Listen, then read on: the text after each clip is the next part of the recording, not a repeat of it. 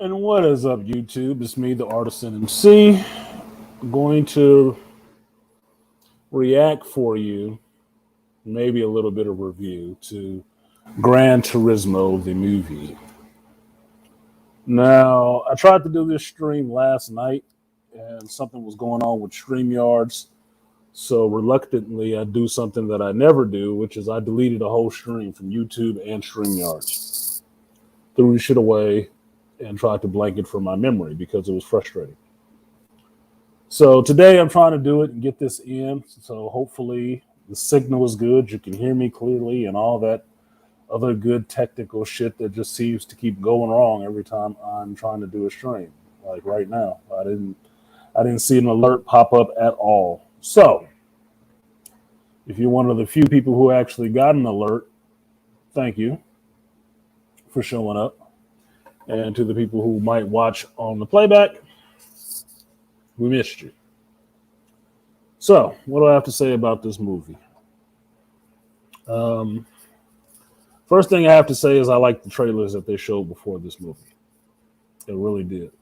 And there's a couple of movies on there that I am getting more hyped to see. And the trailers are doing it justice. So I'm not feeling all screwed up about writer strike and actor strike and people want more money for the crappier shit that they put out. No, I'm not worried about that. I'm looking forward to the things that are coming up. And if the things that are coming up are good and their follow-ups are delayed, I'll understand that. And I'll lay in the bushes and wait like a good sniper because I'm a man. I'm not a woman. I don't need everything right away. I'm willing to wait for some things to grow and mature into what they need to be. Some things.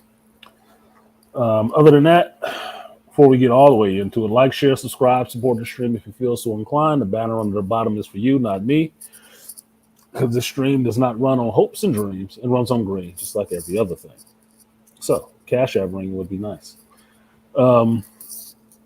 One of the trailers I saw, which was The Creator, and I think this is the second trailer for The Creator because it had more information in the trailer. What up, Malika? Peace to the fam. Peace to Malika man.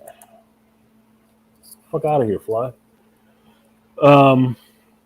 The Creator starring JD Wash, I'm really looking forward to because it looks visually stunning. What up to the Lioness? BTM. Toya was good. It looks really interesting. Now, it says it's done by the writer or director of Rogue One. I think that was Tony Gilroy. So if this, what's up, no one? So if Tony Gilroy is popping on for this, I'm in.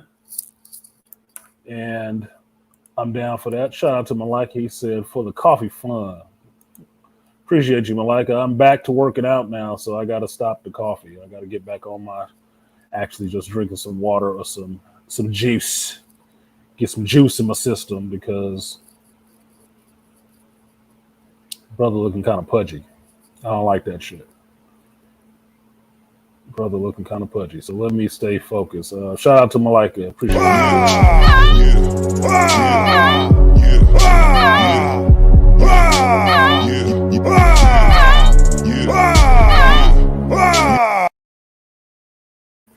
So shout out to the Coffee Fund. Appreciate you, Malika.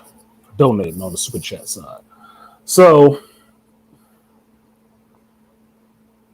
The Creator looks interesting because I was thinking of it when I saw the trailer last night.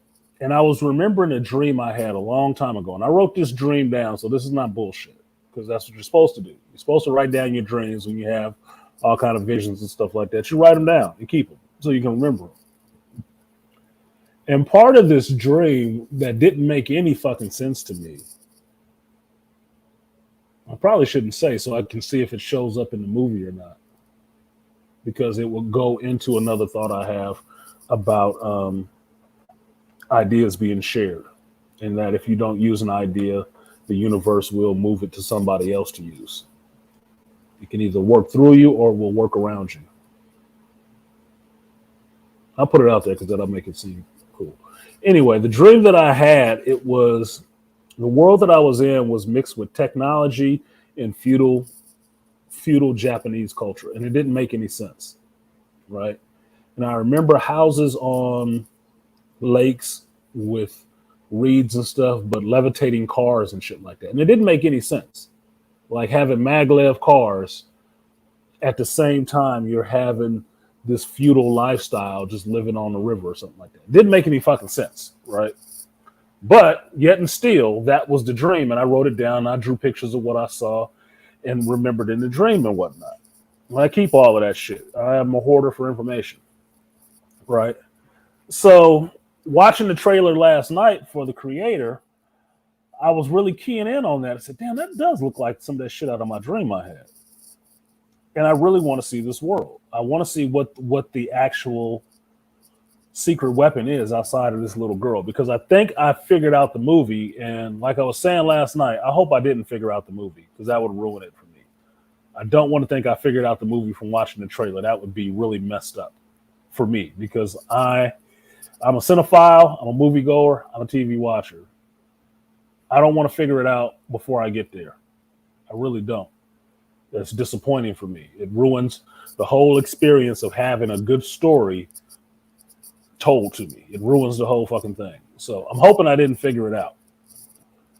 I'm gonna hold my water on it just to be sure. But excuse me, when that movie comes out, I will be watching. I will be looking to watch.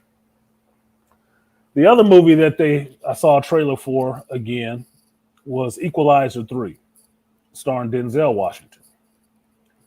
Now, I like this because I like that character of was it Andrew McCall, right?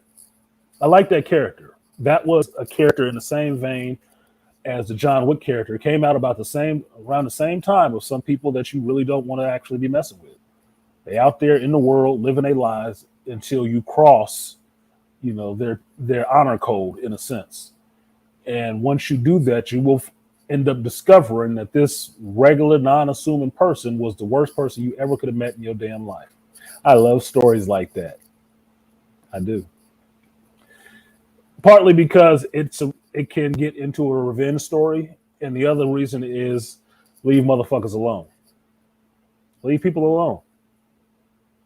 If you're doing your dizzle and just trying to be somewhat decent to folks, whatever, then you can live a life, even being a criminal. But if you want to be one of those disrespectful types, like the thing with Hannibal Lecter and Silence of the Lambs, they said he always found it more entertaining to eat the rude. He ate rude people because he detested rude people. I don't have a problem with people necessarily being criminals. I have a problem with them disrespectful, belligerent ass criminals.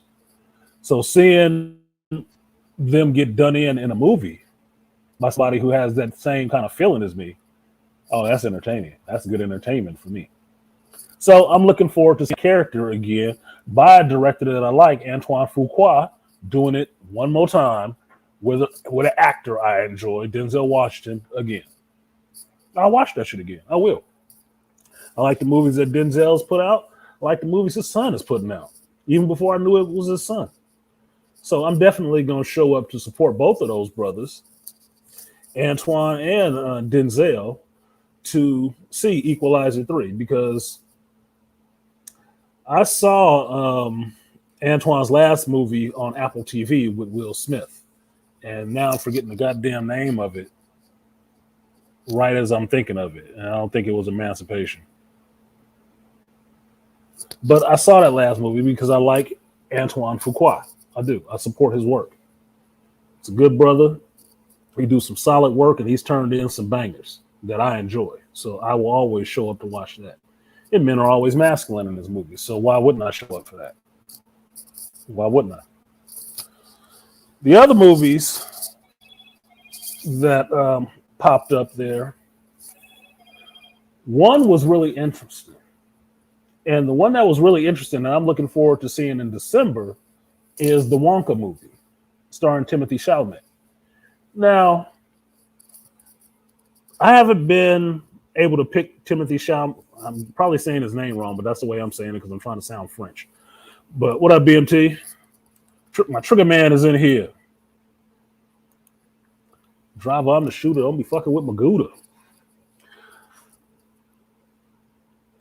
I haven't been able to pick Timothy Chalamet out of a lot of movies because I haven't seen him in a lot of movies, but I really enjoyed his portrayal of Paul Atreides in that first Dune movie.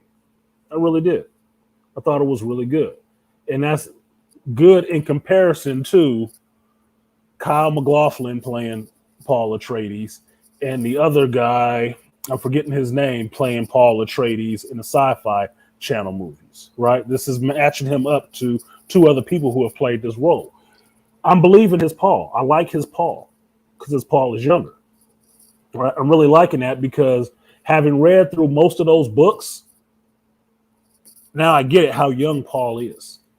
He should look young. He should look like a young dude. He shouldn't look like some old man standing up there. No, he should look young. So you understand the transition that is happening in this boy and why people are looking at him like, who the fuck are you? Should be there, right? So I'm liking that. But this Wonka movie looks interesting. It really does look interesting. Straight up weird period piece, part like Mary Poppins and shit, part magic, part real. I'm liking that shit. It looks cool. And I'm liking his portrayal of Willy Wonka because it is not Johnny Depp.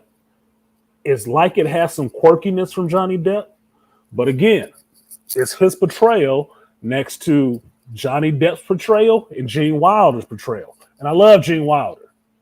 If you turned on Silver Streak or any movie with him and Eddie Murphy in it, or not Eddie Murphy, excuse me, Richard Pryor in it right now, I'd watch that shit. I'd watch that shit kick back and I'd laugh my ass off. Okay? So I've liked Gene Wilder for a long time. I'd even fuck with Blazing Saddles at this point, right? So seeing Timothy Chalamet's performance in the trailers was interesting. I liked his portrayal because it was a younger Willy Wonka than how Gene Wilder played him. More sociable in a nice way than Johnny Depp played him. But it's a little bit more endearing. It's like he's more of a kid and having fun with this stuff. He's just wanting to do things to be creative. And I like that. I like that creative energy. I mean, I'm watching the trailer and I'm thinking of fucking Michael Jackson Moonwalker in some senses, which was Michael Jackson getting to be creative and do all this magical, fun-loving stuff he wanted to do in movies. Right? So I'm looking forward to actually seeing Wonka. I'm really curious about that movie, and I'm going to go see it because I do like the story of Charlie and the Chocolate Factory, Willy Wonka. I do like that stuff. So I'm going to go see it. I'm going to go see it just to support and see what I can glean from that movie, what take they took on it, and how, maybe how fucked up they make it. I don't know. Because watching the end of the trailer, you get to see an Oompa Loompa, and it's Hugh Grant with his head on a miniaturized CG body. Look, with all this BS going on with Disney and these 7 magical creatures for the Snow White shit that I don't feel like hearing about, I'm tired of hearing about it. I don't want to talk about it. These motherfuckers gonna lose their shit over this too. Like, oh my God, I can just hear it now. I can hear the cacophony of cocksuckers coming out the woodwork right now to talk shit about that for months. And I'm not looking forward to it. I'm not. So let it be what it's going to be, but I'm looking forward to seeing the movie because I'm liking Timothy Chalamet. Now, the one trailer that really blew me up, and every time I see this trailer, because y'all know I go to the movies about weekly. I go to the movies just about every week.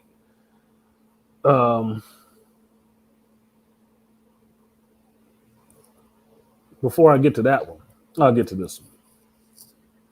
Speaking of several magical creatures in that stupid ass Snow White movie, the trailer I did see for the first time is this Hunger Games movie that's coming out in November.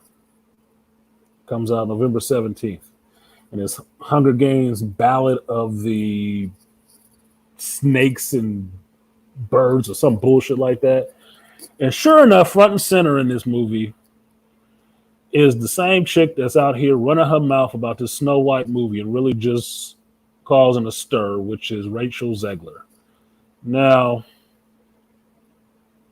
I didn't know she was in this movie. And sure enough, they got her ass front and center, pasty faced and everything out there, looking like everything but a Latina. And I'm like, oh, shit. Now, thankfully, what I'm seeing in the trailer seems like the movie is not solely focused on her. She's the new person in that main role, but the trailer makes it seem like it's more about the guy in charge of doing these games and getting these people ready for these games, right? And it's supposed to be kind of a prequel in a sense. I thought it was supposed to be like called Mockingjay or some shit like that, or something else, right? But this long title just made me think of what was the group? POD, When Angels and Serpents Dance. I'm like, what the fuck is this title, dude? Is this from the book, or are you making this shit up on the spot? I really need to know, because apparently Hunger Games has become a classic so quickly that they need to make a remake right away. And I'm like, we still got the last three. And the chick that was starring in those and got on some goofy shit. So I don't think we need another one right now, but whatever. Knock yourself out. What am I like to say? That dream was a wish for you to create a story, a unique world, called it Feudal Fusion. Yeah. It was. That's why I write them down. Malika. My dreams are always messages from what I am supposed to be doing. I told you before, I wrote a song. It'll sound crazy as fuck. I wrote a song with Prince before he died because I saw Prince in a dream. And he was playing the piano, and this was the song that we came up with. And when I woke up from that dream, I wrote that song down. And that's the only time I talked about it. This is the only time I've talked about it. I wrote that song down, and it was called Different. Now, when I read the lyrics, I can think of the lyrics right now. I hear him singing it because that's what I heard in my dream. I heard him singing it. He was on the chorus. But that was it. It's just weird shit. My belief is that the universe always tries to pump out ideas through creative people, and it will put it in you. It will tap you. And if you can get the idea out, you will. If you cannot, it will take that idea and give it to somebody else to see if they can get it out. Because the universe is always trying to work its own shit out. But the only way it works is through us, through its vessels, through the billions of parts of itself that it split up to figure out its life.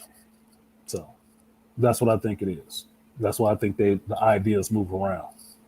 Where you can see someone say, man, I had that idea. Yeah, but you never did shit with it. That's why they did.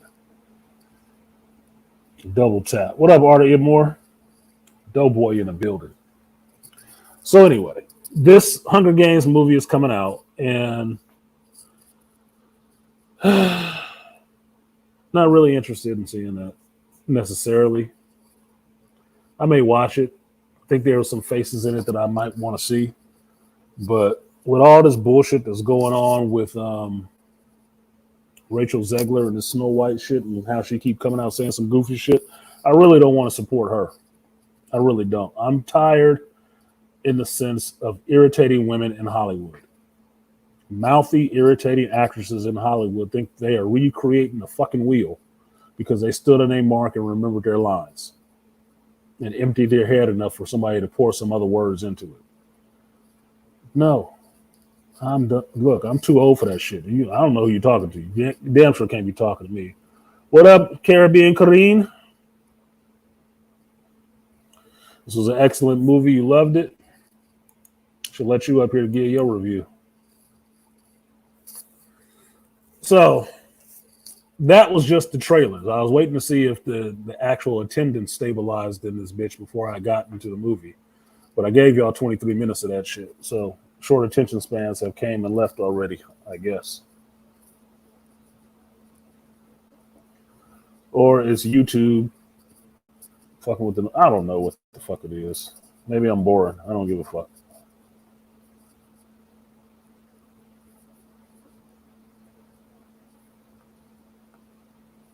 So, the movie, Gran Turismo, 24 minutes in. No, one more thing. One more thing. Now, one more thing. Last trailer that I saw before the movie started. Dune Part 2. Every time I see this trailer, every time I go to the movies to see a movie and this trailer pops up, I am pumped every time to see this damn movie. I am so excited to see Dune, and it's only August, my nigga. It's only August. I'm excited to see Dune. I can't wait to see that movie because the trailers do not look like it disappoints at all. That shit looks epic. Epic. And that's what I want to see. I want to see some epic shit. And apparently, Denis Villeneuve knows how to do epic looking scenes. Because the one scene I'm thinking of, that is popping into my mind that I want a picture of is Timothée Chalamet playing Paul Muad'Dib walking through a big crowd of Fremen to go up and give his speech to the Fremen about who he is. That shit look awesome. Now, the other thing that looks awesome, which I don't even have a problem with, is watching Zendaya go out there kicking ass Chani. You know why? Because I've read the books. And you know what? Chani ain't nobody to fuck with. Yet's daughter is not anybody to fuck with. You fucking with the wrong one. You messing with Chani, nigga. Them Fedaykin that protect Muad'Dib is there to deal with your shit. You get past them, you got a bigger problem on your hands. Because she love that motherfucker. And she will spill blood and entrails about it. No bullshit. No bullshit. About them Fremen, about her Paul, her Usul. Oh no. You fucked around with the wrong one. No. Chani is a beast. If you don't know, read a book. Chani is a problem. So this is not on some, Mary Sue-ism, we just need a strong female shit. No. Chani been that since inception.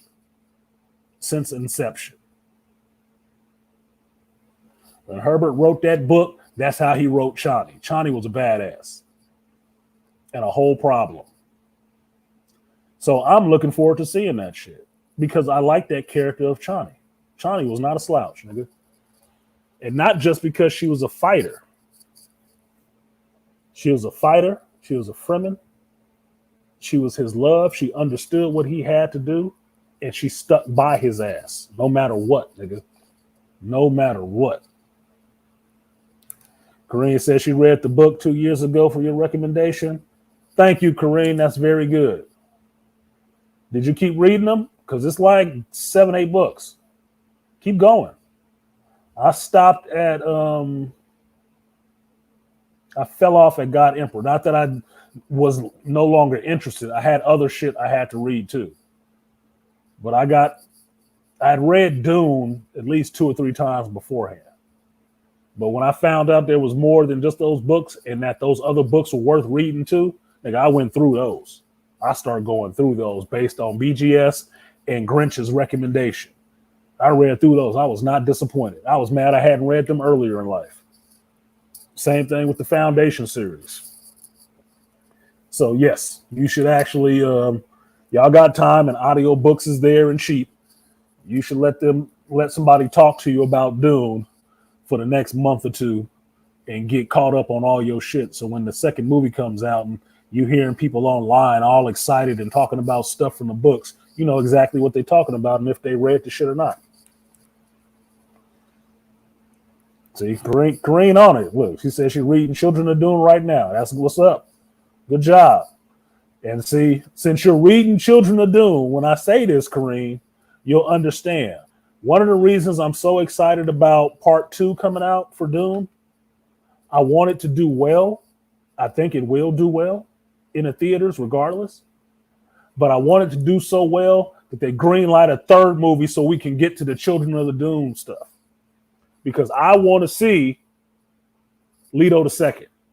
I need to see me some Leto II on the screen. This is the problem that I found with the Doom movies over time, is that they never go that far. They'll go so far as the first, second book, right? But they don't really get into the kid stuff unless you go to the sci-fi series. Once you get to the sci-fi series, then they get into the Children of the Doom books and all that stuff, so you can see what happens with Paul's kids and how they grow. And then you get to see James McAvoy as Leto II. But when you read in the books about what Leto II was a beast. And not in that he needs to be chained up way, just in the way that when Paul was, Leto II surpasses Paul. That's it. As awesome as the power that Paul has is, he only got a fraction of what more he could have. Leto got the rest of it. Paul was just a person to open the door. Leto was the one to walk that golden path. Paul got scared. Leto didn't. I want to see that shit represented on the screen, because in the book, with my imagination, that shit was awesome. I need to see that screen, dude. That would be better than a superhero movie to me. So, yeah, keep it up. Artie Edmore said he got the first three. Get through them, man. Get through them. I know we got a lot of stuff out there to read right now, but look, you got time. These motherfuckers ain't going to do shit in Hollywood right now. I don't care. I need time to read some stuff. I got 2 books sitting over there right now. I still got my Cyrano de Bergerac I ain't finished reading. I got this goddamn psychology book by Carl Jung I need to finish reading. I got Dr. Tiasan book showing up. It should be here next week. I got shit to read. I still got a bunch of shit to read. And thankfully, if nothing good is coming on television, I got plenty of time to read. Plenty of time. So anyway, moving on from that, I'm really excited to see Doom Part 2. I really am. And that trailer is really getting me hyped every time I see it. Every time I hear it. I get pumped when I hear that shit. It's like, oh, it's going down. It's going down. Fucking fly. I'm pumped to see that shit. I'm waiting to see that movie. I'm excited to see it. I'm going to see it in IMAX, just like I saw Gran Turismo. I'm going to see it in IMAX, and I'm going to be there opening night, if not earlier, front and center with my popcorn. And it's like, now tell me a story, Mr. Villeneuve. Tell me a story. What up, studio? And what up, Instant Media coming through? I'm just popping in here, AB, before you fire up the transporter on the Coliseum. So no worries. I got to get some of this shit in because I got 2 shows I need to watch and 1 other review I need to do. So I'm trying to get this in and burn 30 minutes talking about trailers. All right. So anyway, to the movie. Now that I talked about Doom, because I could not do this and not talk about Doom Part 2 and what was coming up in the trailers that I saw before the movie that gives you an indication where my head is going in these next couple months, because Equalizer is September 1st. Creator is September 29th. It's going to be the month of Washingtons. October is some other bullshit I don't even care about. Doom Part 2, November 3rd. Hunger Games on the 17th. Marvel's in between there. Yeah.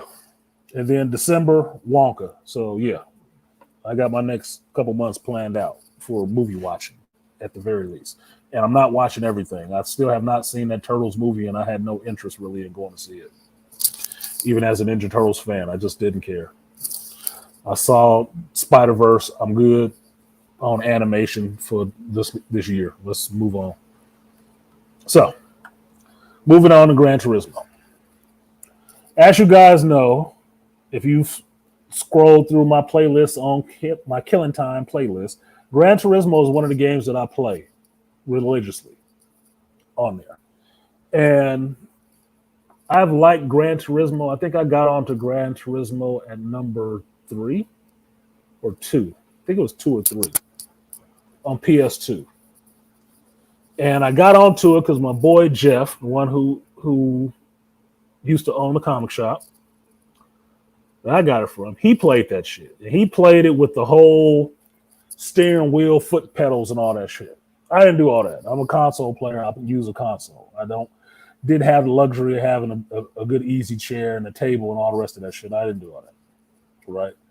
But I got into it because he played it. And then I bought the game, and I think it was for PS2 because they actually got me my first PS2. They got that for me. Played it on there and loved the game. Loved it. Loved it, loved it, loved it. It was how I like to get into things, being that it was so detailed. Any car that I picked, I can completely customize. Completely. Down to the brakes, down to the pressure on the brakes. I love that shit. I am a technical minded person. And I like options. Don't give me a game with all these options and all this technical stuff. I will dive into that bitch head first, like a pig in shit. Okay? Love the hell out of the game. The game is so realistic, you do think you might be driving a real car. You do. And because of that game, I always play it. Whenever a new one comes out, I get it. And the most recent one is the one I'm playing on PS5. That's the one I'm playing. Now, in this movie, the PS5 one is represented. But at the time that this story, because it's based on a true story, at the time this happened, I think they were playing on the PS3. Okay? So the beauty of that is, at least for Sony, the beauty of that is they get to hype their current game that's out on their current system. Even though this is something that's happened years ago already by this time. And they get to pay that homage to the creator of the original Gran Turismo game and the team, the Polyphony team, who makes these games and how much effort they put into these games is trying to make it as real as possible. As real as possible, as close to you being in the actual car. The sound is there, the vibration is there, how it idles, how it shifts. All that shit is there in the game. And it looks real. You probably could qualify on a license. Now, what you get in this movie is the fact that at some point in history, I didn't even know about this shit until this movie came out, that PlayStation and Nissan, this guy Danny Moore, who worked for Nissan, pitched them an idea on how to do better at selling these cars. And one of the things he thought of was going to this sim racing world of Gran Turismo and picking players, the best players from this, and give them an opportunity to race real cars. Could they actually perform in a real car? Now, that shit sounds crazy as fuck. It sounds crazy as hell because there is no way in hell I would take a Street Fighter 6 player, the best Street Fighter 6 player in the world, and throw him in the ring with an MMA person and let's see if he can get it. Not a chance. I'm betting he's going to get his thumbs broke. I'm betting he's going to get his thumbs broke. I wouldn't. But surprisingly enough, if you did that, you might find somebody who is a good fighter. You never know. Because people who actually know how to fight do like playing these games. So, with that mentality, Danny Moore does get Nissan's approval to go and try this, and he goes to Sony and talks to the Polyphony crew about this idea, and they roll with it. And they hold a competition and pool some of the best sim racing drivers from Gran Turismo, have them compete, and those winners come to an academy to learn how to race real cars. Now, that in itself sounds like a damn dream. It does. It sounds like an absolutely ridiculous dream. But the fact that it actually happened, and the person who shook out of all of that was somebody with the same kind of melanin as me or you out there, is an amazing story to see. It is. Now, no, he's not foundational black American. What up, Rainfire? No, he's not. He is what we would call European.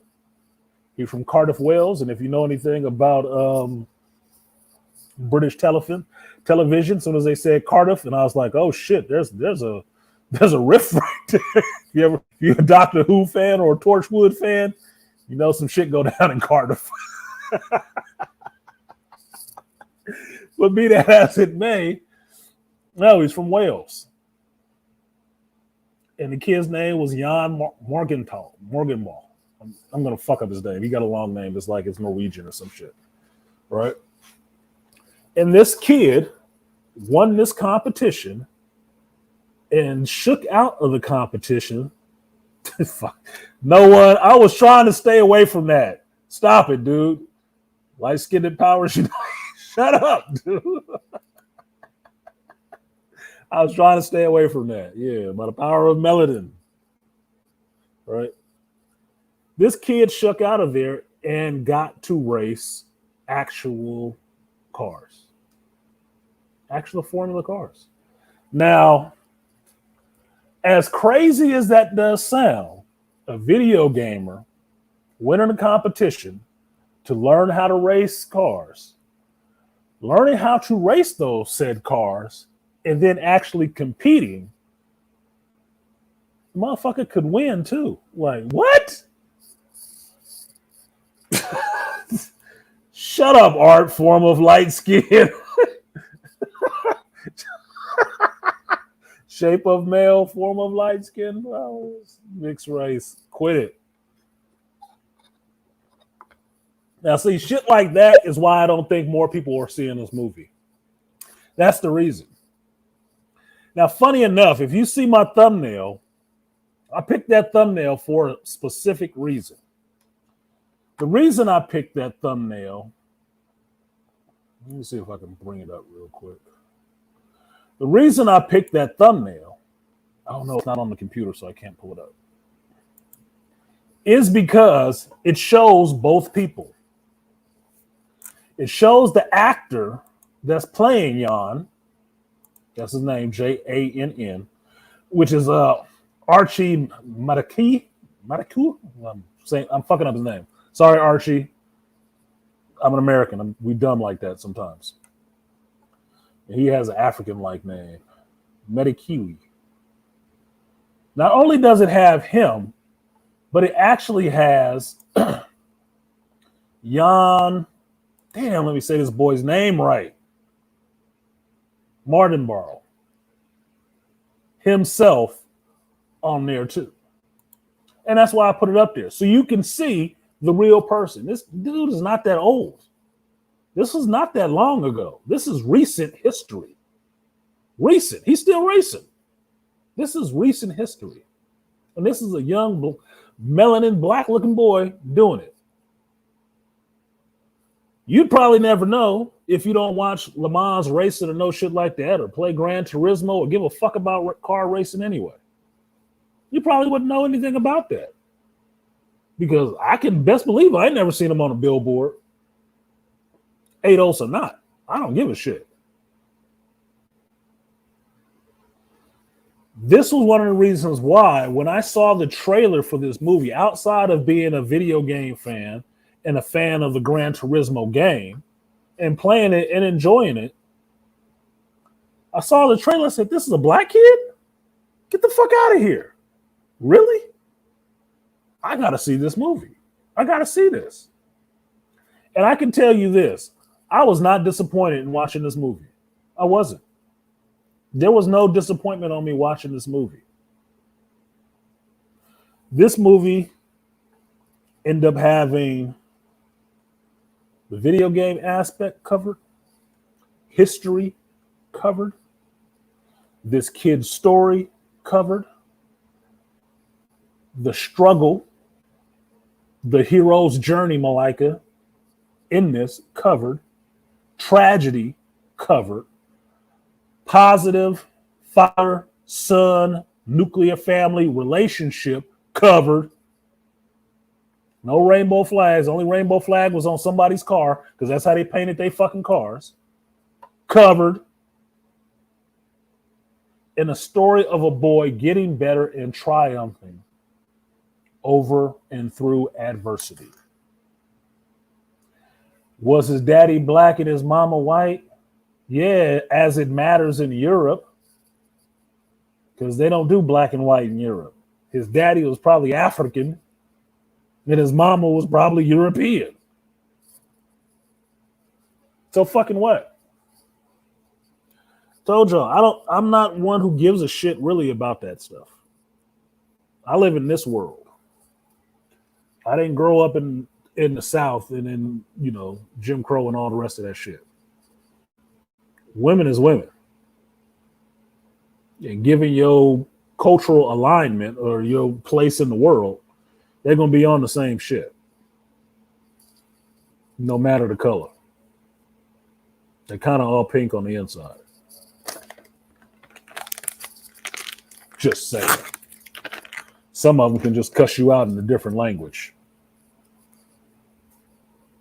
So I didn't give a shit about that part. I didn't even know he had a white mama until we got down to the movies. I just thought it was funny because I sat in on one movie, and one of the times I'm firing up Gran Turismo to play it, they had another trailer on there, which was a behind the scenes thing. And then I got to actually see the real kid. And I'm like, oh, look at this Tiger Woods looking motherfucker. I said, so why'd they pick this light ass boy to play him? Because this dude that's playing him is a lot taller than he is and a lot lighter. The real kid is pretty fucking dark. That's the other reason I put him on the picture. So you can see what he looked like. So you can see. Yeah, Jamon Houston is playing his father. Yeah, his daddy dark. He ain't Jamon dark, but he dark. Probably an African. It's Europe, right? No big deal. But I didn't know that his mama was white. Didn't matter, but I didn't know that. And I was pleasantly surprised when I got to this movie. And yeah, his mama's white, but his mama is a Spice Girl. Like, ain't that Jerry? Ain't that Jerry? What's her name? Spice? Like, wait a minute. Wait a goddamn minute, man. She acted? I thought she was in porn. What the fuck is going on here? Either way, what did Malika say? He said he got the Ain't Shit Award. Let me back up a little bit. Rainfire said it's $4 movie day tomorrow. Yes, it is $4 movie day tomorrow. Thank you for reminding me, Rainfire. I didn't know any of y'all be interested in that shit because I got that alert on my phone. And I didn't read the rest of it. But yeah, National Cinema Day tomorrow. So you can go to the movies and see some shit for $4 fucking. Look, as soon as I actually do something, now this bitch want to ring. 1 second, you guys.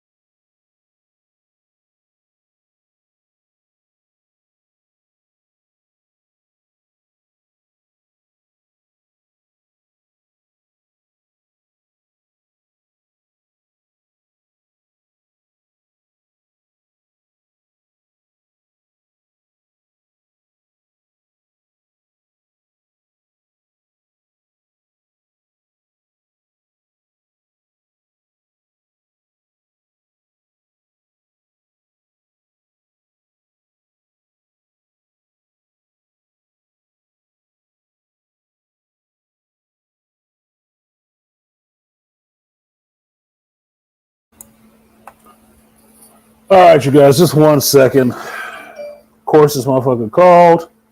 Don't answer their phone. And their voicemail full, so I can't leave them a message.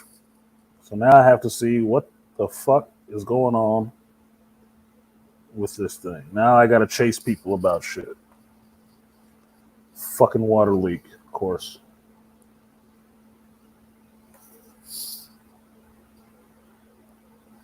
This is not even a fucking emergency.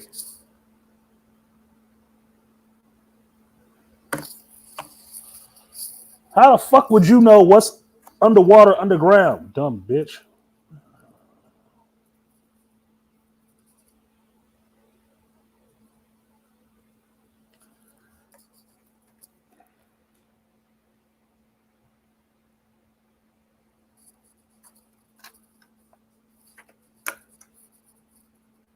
One second.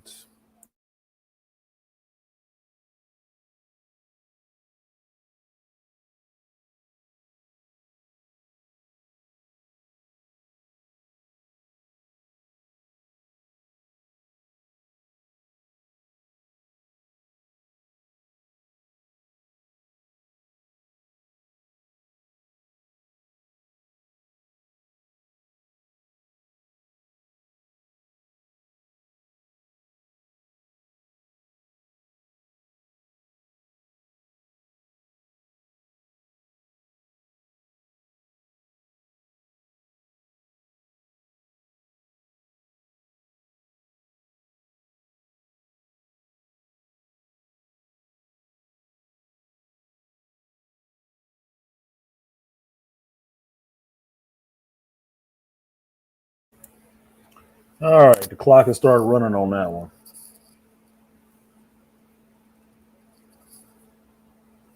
It's fucking stupid, dude. There's an underground utility box and it's full of water.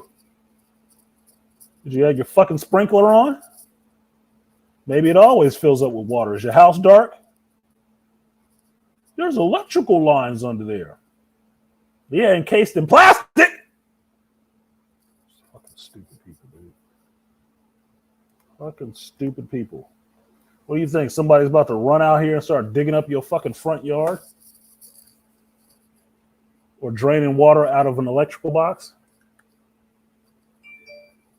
It's in your front yard. It knows it's going to be underwater. So it's fine. That's not something to call an emergency for. But y'all going to pay me for that shit. They're going to pay me for that shit. For real. So I started my timer on that. So, as Rainfire was saying, yes, $5 movie day tomorrow. Go see a damn movie. I don't know what movie you can see for $4. There might be something worth watching for $4, something that's already been there. I don't know, but check it out. Malika said, I call upon the healing powers of the high yellow god and the red bow resurrection.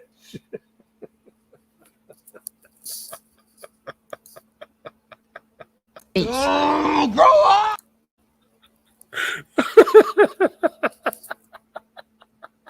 Grow up! Grow up! Grow up! You are not shit.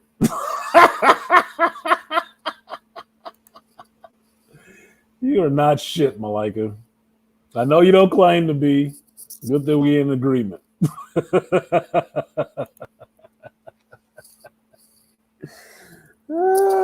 Yeah, the actor that's playing him, Archie, he high yellow as fuck, dude. He didn't need that Bart Simpson cut and be tall and yellow and shit. I was waiting for fucking Play to jump out there like go in. I was waiting for the house party music to kick in. Ooh, This is like shit.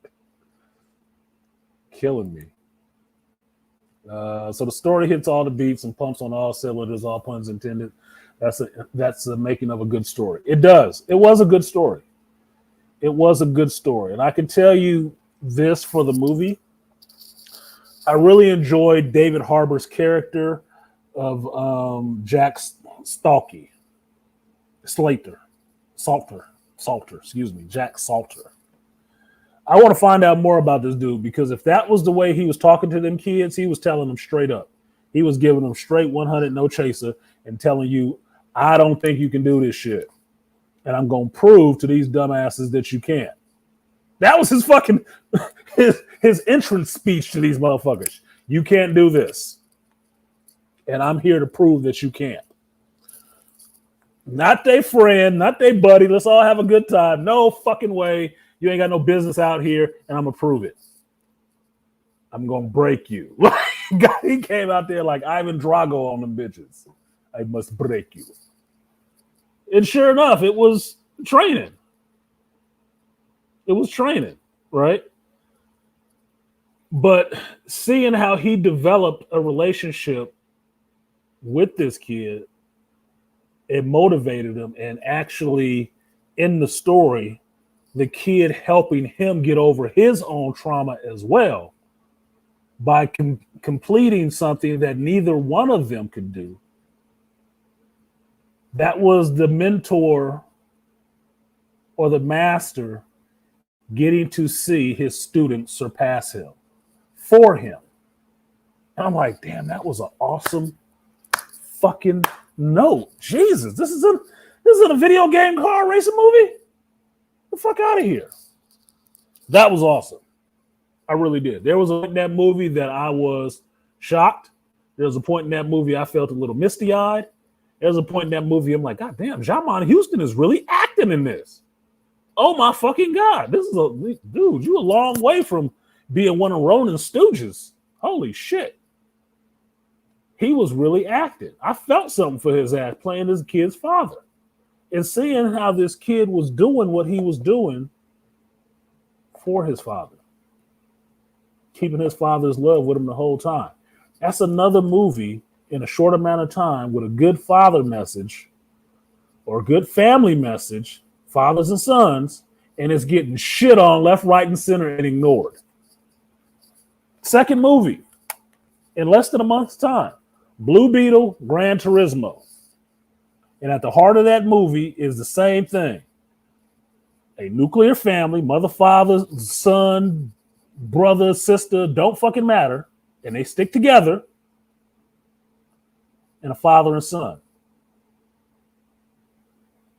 Learning to respect each other and grow up. Two separate movies. They're getting the same reception right now.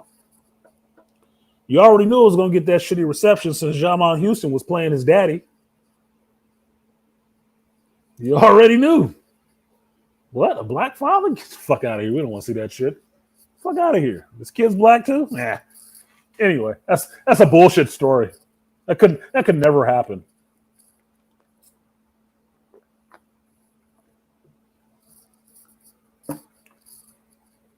So why is the kid's whose story it is? Why is he in the movie doing the driving? Why is he in the movie? There's a movie I watched once. It was a documentary called Touching the Void. And in this movie, Touching the Void, it was two climbers, and I think they were in South America somewhere. And through some calamity, one ended up over a cliff, tied to the other one in a snowstorm at night. Couldn't see. And the dude that was not over the cliff cut the line. He thought his buddy was dead. Turned out his buddy wasn't dead, but after that fucking fall, he broke his legs and some shit. And he was stuck on that mountain for a couple of days. But he survived because he drug himself off that goddamn mountain on his ass. Now, for the making of the movie, they brought that same guy, those same guys, back to that same spot. And those scenes in the movie where the guy is dragging himself across the glaciers and shit, it fucked with the real guy because that was really him doing it all over again. And in the documentary, they get to talk to him and he says, I thought I was back there for a moment. You see how a man's mind will break to survive. His mind broke that day. Broke so bad, he was just out of it.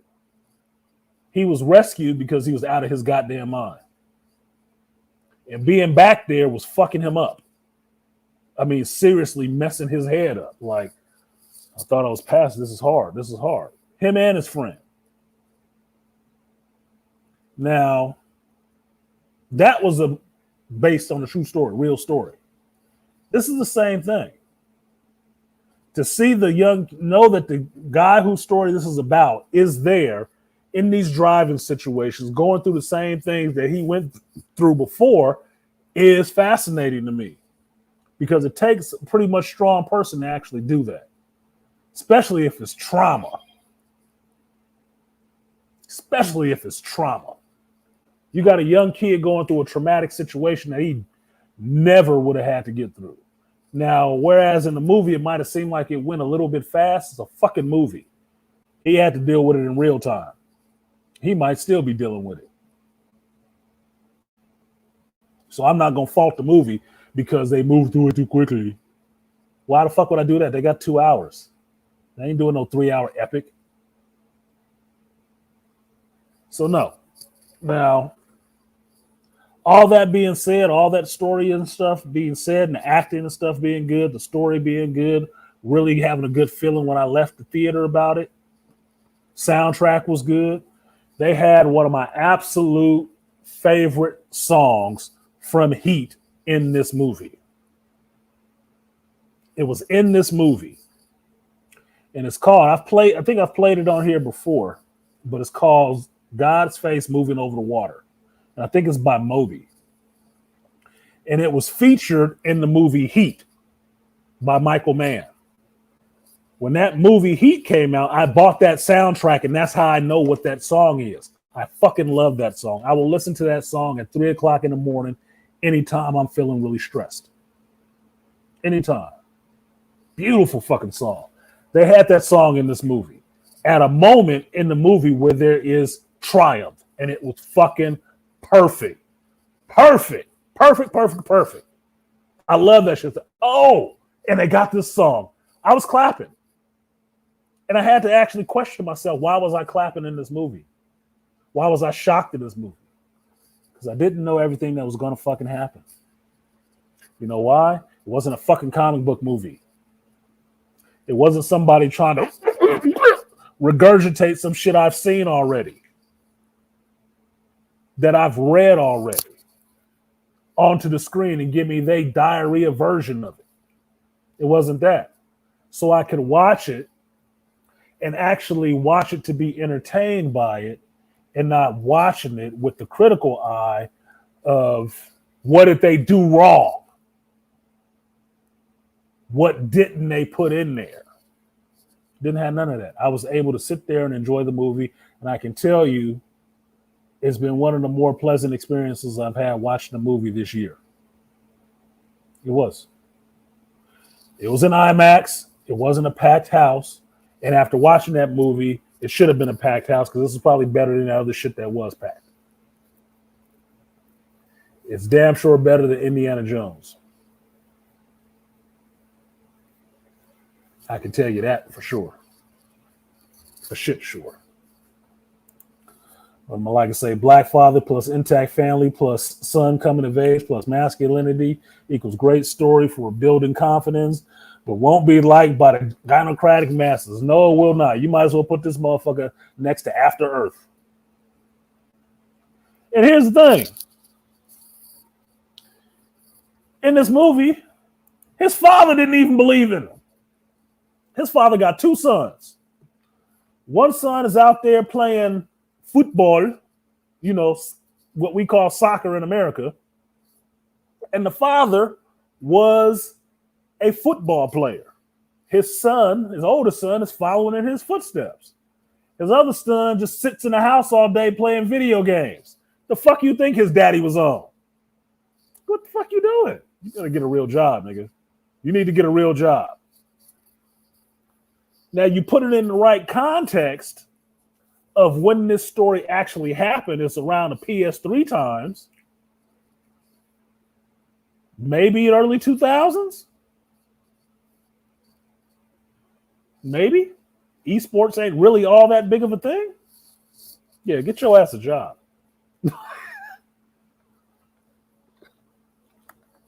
Yeah, video games are fun, but you're gonna have to do something to feed yourself, son. Go out and get yours, homie. You got to do something because daddy out here working on this rail yard. Mama at home taking care of the family. You're going to have to do something, son. You just can't play video games all day. Yeah, so the guy actually ain't trying to hear that shit. He did this shit in spite of his father. His father wasn't supporting him doing this shit. But he did it because he grabbed his little nuts and said, this is what I want to do, like it or not. This is what I'm good at. This is what I like to do. This is what I'm going to go ahead and do. I'm going to prove it to you. That motherfucker was on his Naruto shit. He could have been Ash Ketchum at that point. He could have been Ash motherfucking Ketchum. What, 10 years old, 11 years old? I'm going on my Pokemon journey, mom. Fuck this shit. Got my bicycle in my backpack and I'm out. That's what he was on. He was going to prove that shit to everybody. And he did. What's wrong with that story? Holy shit. You mean he didn't want to be a rapper? Didn't want to be a sports player? He made himself known for playing video games and racing cars. Oh my God. That's like the Tony Hawk story or some shit. Imagine that.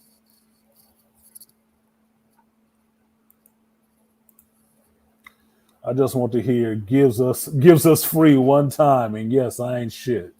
He didn't say that. See, Jaman gets shit on a lot for that shit. He gets shit on a lot for his Get On movie, right? Because it was a slave movie in a sense. But that's what we remember him for, not all the other movies that he's done. We don't remember him playing Papa Legba in Constantine, right? Or was it Constantine, or was it Dylan Dog or some shit like that? Jeremiah Houston been in a lot of good movies. He was in Gladiator. Y'all remember that shit? You know, Russell Crowe. I will see you one day, but not yet. Nobody remember that shit. They just want to laugh at his ass for the give us free. Come on, man. I don't shit on people for their Get On movies. If I did that, every one of these fucking starlets that call themselves a serious female actor who had to show their titties and shit like that on their Get On movies, I would never be able to take serious. Because, you know, you had to have your top off to get seen first. That means you wasn't a serious actress. You had no integrity. You see, Denzel ain't never wore no dress. That's why he's Denzel Washington. And you're not looking at him like Jean Leguizamo and thinking, oh, he was in Tu Wong Fu, nigga. Ugh.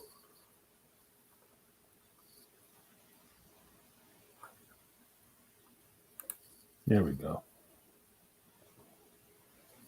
Yeah. Remember that awesome movie? Yeah, he was in that shit too. He was one of the gladiators. Remember? Yeah, he was good in Gladiator. He was good in Constantine. He's been good in a lot of shit. I like Jaman Houston. Hantsu.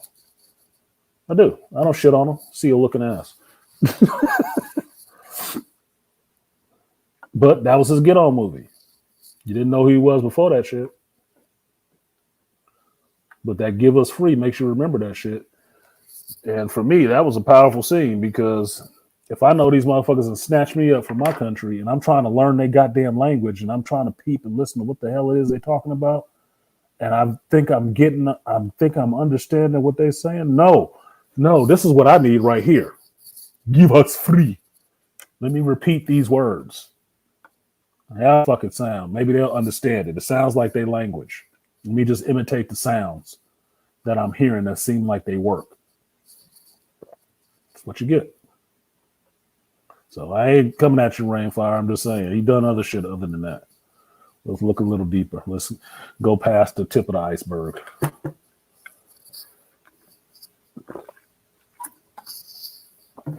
So the other part of this movie that I really enjoyed was Malika. The goddamn camera work, dude. The camera work in this movie was awesome, nigga. The camera work in this is so close, it almost looks like the game. And it's not the game. It is not CG'd. It is live, practical. On the car, right behind it, right inside of it. Rubber ripping up on the asphalt when the car's taking off and shit. That shit looked awesome, dude.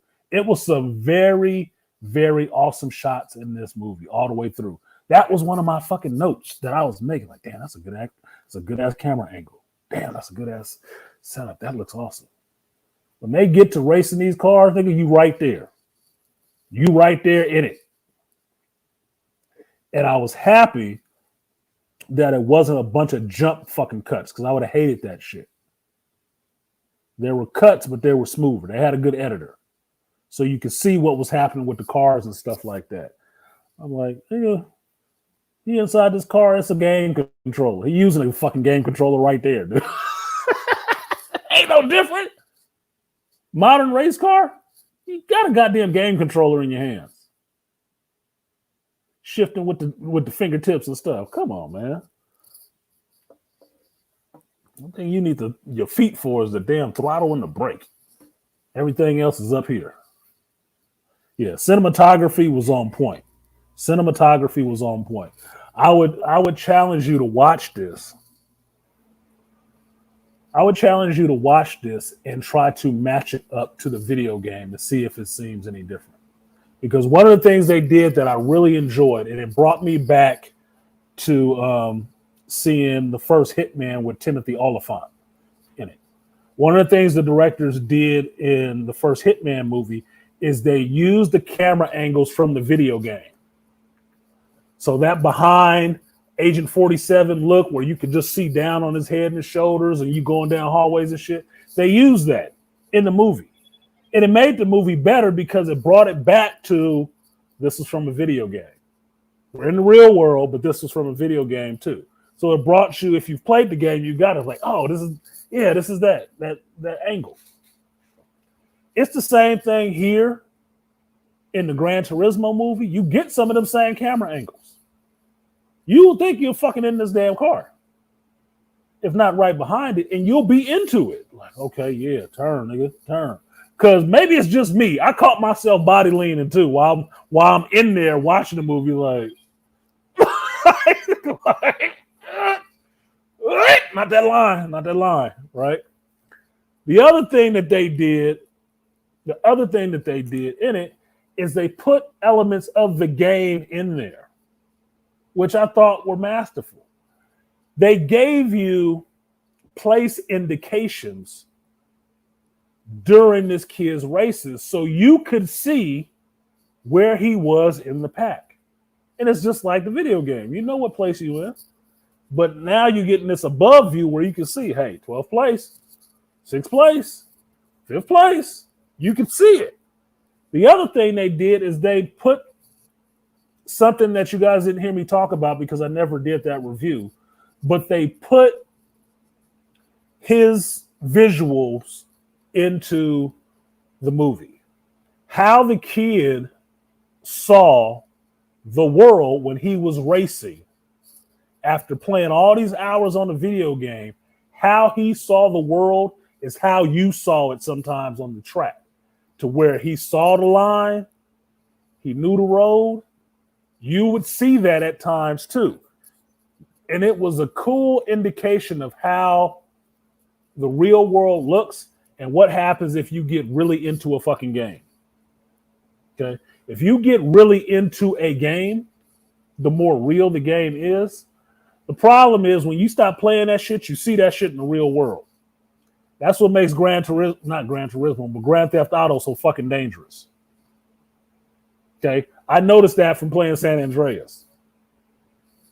Too close to real, nigga, because I might play that for a couple hours. I get out on this road, I might drive reckless as shit. Like, is that nigga wearing purple? Oh, nigga, I thought that was a baller. I thought that was a baller. He about to get ran over. This kid could function better in the car when he thought of it like that.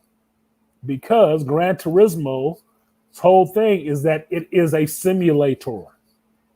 It's not a game, it's a simulator. It is a real driving simulator. So everything is supposed to be exact to be like you could train on this and drive real cars like this. Just like if you're playing a flight simulator or anything like that. So that's how he would see sometimes. You would see it through his eyes. You would see the line that these cars are taking, but then you would see his line that he's taking around this turn to shave point, to shave time. That's what you do in the game if you played it. That's what you do. And sure enough, he's saying something in the game. He's saying something in the movie that I say in the game. Everybody takes this line. I'm not taking that line. I'm taking my own line. So seeing the moves that he was making, like, yep, get his ass. There it is. That's the line. Beautiful. Beautiful, beautiful, beautiful. Looked awesome. Looked awesome. Mixing it with the real world and stuff was cool. And this was one of the things I didn't say for the Creed 3 movie, right? Is that being able to see through this kid's eyes in the movie was awesome in a sense. The same way it was awesome in Creed 3. Because Creed 3, that last fight where he's fighting Dame, I really loved the fighter's mind. You're inside the fighter's mind. That's what you're seeing.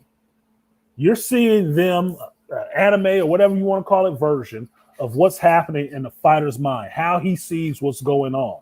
Nobody else fucking exists but the man he is in the ring with right now. And how he feels those blows and that psychological battle that's going on within himself is what's happening. That's why, at a point, Adonis saw Dame as his younger self. Why Dame saw Adonis as his younger self. Because they were fighting those versions of themselves inside. That's what they were fighting against. It is my understanding that really good fighters get on a plane with each other. And I think it was a story by, what is it? Not Matsubushi. And it's not Masamune. I'm forgetting the samurai's name. Where they met on the beach to have this fight, and just standing there with each other, they saw how the fight was going to end. They already saw how it was going to end. They saw how that duel was going to end because they were at that fucking level. Okay? They got it.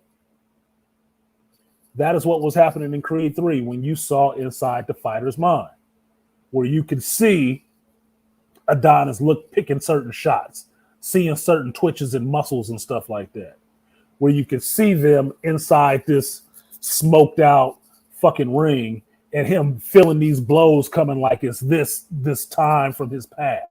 That's all the fighter's mind stuff. In this movie, you get the driver's mind, the driver's vision, what he sees. Because one of the things they did in this movie, cinematography-wise, thank you, Malika, Miyamoto Musashi. I was mixing up my M's, right?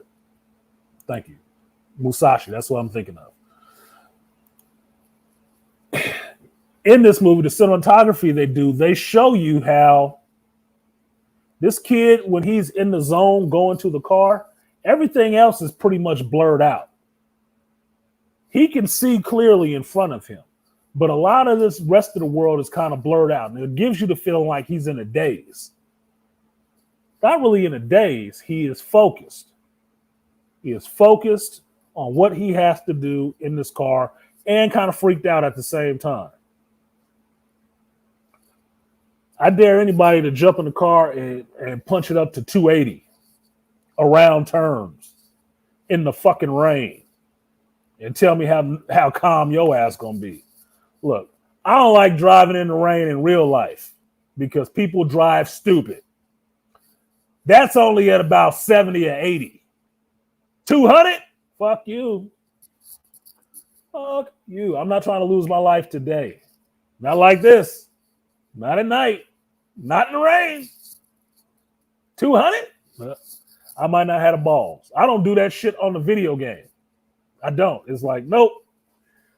That's a good way to end up rolled over somewhere, dead as fuck, with your balls on fire and a tire rolling on your head. Nope. This kid was doing that shit. Nothing but respect. So seeing that it through his eyes, I thought was a really good touch to the movie because it tied it all together between seeing the real world, seeing some video game elements thrown in there, hearing some video game sounds from the game thrown in there at different points, and then seeing through his eyes as well. You get to mix those all together to understand, to get the full picture of what's happening, right? Everybody else doesn't see this the way he does. And the way he sees it actually works better than the standard rote way that everybody done it. It was good. It was good. I really can't tell. I really enjoyed that movie. Really enjoyed that movie. They say they used the Champion drone racer for a bunch of these shots. I saw one of the production pictures of how they had the car rigged up with all these cameras and stuff like that on it. Like they had some fucking Top Gun Maverick. I got a camera on my shoulder while I'm driving. Shit. I'm like, hell yeah, that's exactly what you need. It's exactly what you need. Because how else you about to get that shot? You about to chase nobody down the road and film at 200 miles an hour. But you can run the camera. You can drive the car 200 miles an hour as much as you want to. Dang never grew up. He never let the kid grow up due to being locked up and jealous of Donnie being a champ. But Donnie overcame those old demons. Yeah, but Donnie still saw Dame as that younger version too. That was the thing. That's what they were fighting against. They were both fighting against the younger versions of their friend, how they saw him. And they had to break that to get to the point where they saw each other as the men that they were now. They had to. That's what that was. Getting through to that. This is not who we are anymore. This is who we are. And let's go from here. That's why they could sit down and talk afterwards. Yeah, they fought, they got it out and understood. This is not that little young Donnie. This is Adonis, nigga. That's who he is. That wasn't little Donnie. That's Adonis. I went through that with somebody in my 30s when I had them stop calling me by my nickname and they had to call me by my first name. And they asked about that shit. And I don't let anybody call me by my nickname now. Why? Because I'm not that young boy anymore. And you shouldn't refer to me as that young boy anymore. I don't give a fuck what you thought. You should wipe that from your mind because that's not who's standing in front of you now. This is the man that is standing in front of you. And if you're still looking at me and seeing that little boy, you got some work to do. Like Jay-Z say, allow me to reintroduce myself. Completely different. In the best ways. Say facts. So I enjoyed the movie. I really did. I would recommend black folks to go and see it. I would. And I'm not saying it just to black folks. I'm just saying black folks, you should go and support something like that. You should. Not that you give a shit about Sony. Not that you give a shit about actually seeing inside Polyphony, the people who actually make the cars. Not seeing how they scan the cars and record the sounds and all that shit, which is all cool geek shit for me. I don't have a problem with the company, Japanese or not. I don't have a problem with people if they cool as shit. Japanese people cool. They can be, but everybody can be an asshole to you. It don't matter. So I like seeing that. I like seeing the wonder of a kid getting to go to Tokyo and see what Tokyo is and experience it for himself at a young age. Shit was all good, man. That was good. I wasn't disappointed by that. I thought Orlando Bloom playing Danny Moore was interesting performance for him. I thought it was. I keep saying Orlando Bloom, but you know who I didn't see? I didn't see that motherfucker he played in Pirates of the Caribbean. Didn't see that, and I didn't see Legolas. So I'm good. David Harbour, shout out to him for his acting in this because I thought he actually brought some. I got some, not even some Stranger Things vibes. I just got a real serious dude about, look, you need to do this or you can fucking die. And I'm not going to sit here and bullshit you and blow smoke up your ass to tell you it's going to be okay. No, if I tell you it's okay, that means it's going to be okay, that I believe in you. But you're going to have to earn that belief, motherfucker. It's not just a given just because you showed up. You're going to have to work for this shit. And he made the motherfucker work for it the whole time. And the respect he gave him is the respect that he earned because he worked for it. Yeah, the phrase in the movie, especially the last fight, should be, changing from boys to men, for real. Definitely changing from boys to men. So, who else? Jamon Houston, I really thought he was acting in this shit. I really did. Because there are some scenes in there I really got choked up. So, damn, this Pop's going through it. Pop's going through it right now. But it was some good moments with him and his son, in the sense that I hope that was real and not just put on in the script. I hope that was a real moment that happened with them, because that would be so fucking cool. It would be so fucking cool. Archie Mataku, I don't know much about the real Jan, so I can't say how their characteristics match up. But as far as his character, he dealt with it. I did feel something for him when he went through the turmoil. I did feel a little bit of something for him. And I enjoyed the story. I really did enjoy that story. That seeing that story, I did think that deserved to be told. Not just because he was a little black kid or mixed boy, however the fuck you want to spin that shit. It doesn't matter. It needed to be told so you would know something like that could happen in a world that constantly keeps trying to tell people who with some melanin in their skin that their avenues in life are really narrow and the chances that you have to achieve are very narrow. It is very good to see that some of us who get off that bullshit actually do succeed in doing a whole host of shit.